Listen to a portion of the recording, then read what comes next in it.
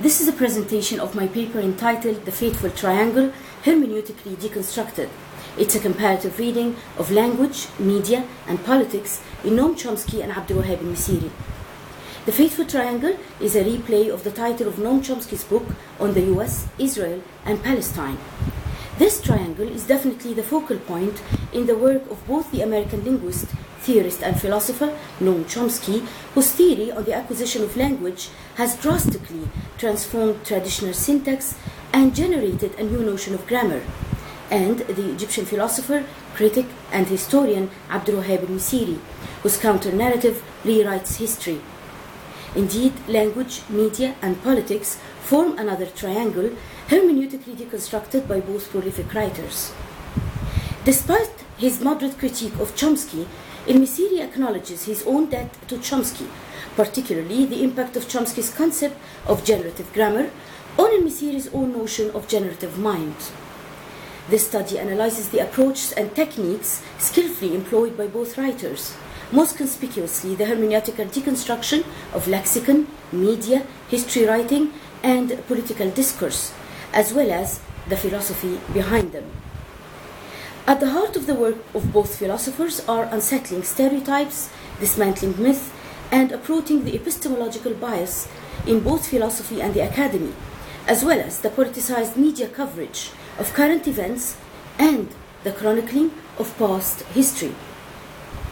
At the heart of deconstruction is the indeterminacy of language to determine the meaning, the impossible authority of any philosophical theory, and the inauthenticity of any hermeneutical attempt claiming the status of the sole proprietor of meaning, or the only interpreter. Hence, the rejection of, amongst others, the end of history notion. Derrida has proposed two so-called definitions of hermeneutics. The first seeks to decipher, dreams of deciphering a truth or an origin that escapes the play and the order of the sign, and lives the necessity of interpretation like an exile, while the second affirms play and tries to go beyond man and humanism, unquote. Hence, destabilizing both signified and signifier, in other words, both meaning or semantic import and word, language and meaning, as well as self and other. In his article, The End of History and Islam, Messiri explains that the image of man propagated by Western modernity necessarily results in reification and commodification related to utility, pleasure, and self-interest. Undermining the basic principles underlying Fukuyama's work delineates Messiri in an attempt at deconstructing the end of history theory is the unresolved conflict and the paradoxical notions of materialism and spiritualism.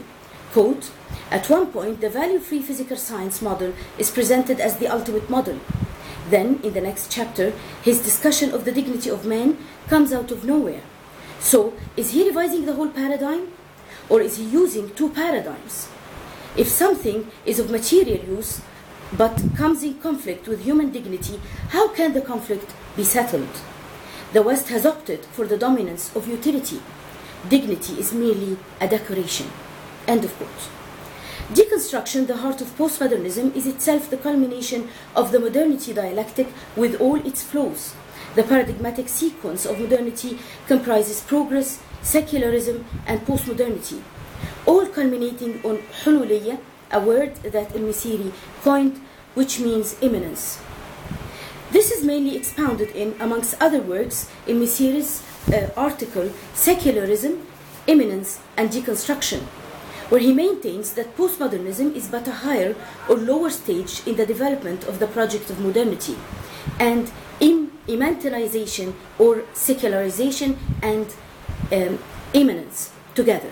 It could be a mode of reading texts, I'm quoting, that has produced a lot of verbiage, but there is a paradigm behind the terminological and phraseological labyrinth. There is a definite method rooted in a paradigm in the postmodern indefinite, indeterminate madness. End of quote. This belief voiced by Messiri that postmodernism is nothing but the continuation of Western modernity through other facets and techniques deconstructs postmodern claims. Western modernity, to use postmodern terminology, was logocentric, based on stable epistemological, moral, and signifying systems, imperialism, Zionism, racism, and the genocide of Native Americans. All these were marginalized as mere deviations from an otherwise wholesome humanistic culture. End of quote.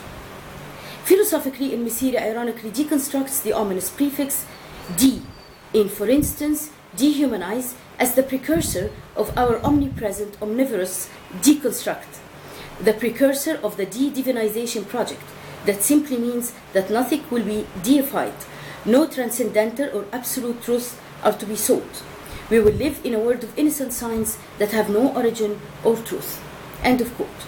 Postmodernism stipulates that reality is dissolved into atoms and all is deconstructed and reduced to a meaningless flux as the only organizing or disorganizing principle of the universe. End of quote. Outside this flux, as well as the play of language, subverting monism and bridging the gap between the signifier and the signified, are the intelligible side of the signifier, logos, telos, and the transcendental signified. In other words, God, explains in Messiri, ironically challenging deconstruction. Therefore, the demons of deconstruction, he says, dissemination and la différence could be exercised. End of quote. The procrastination of finding an interpretation or pinpointing the semantic import of words, as well as the playful spirit behind the philosophical concept of the indecisiveness of language, surface structure, to use Chomsky's term, betray the deep structure, also using Chomsky's term, of postmodernism.